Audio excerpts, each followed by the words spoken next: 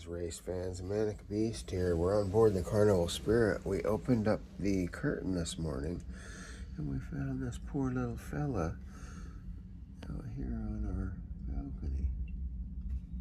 Poor little guy. We're way out at sea. I don't think he can make it anymore, so I guess we're just not going to use the balcony today. I wish I could bring him some food.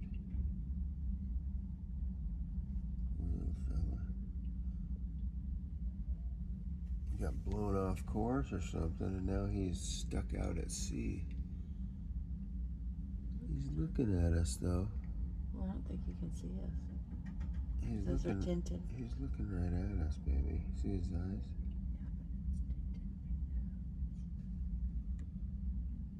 Okay. I think he's looking right at us. Okay. I can see him moving his head.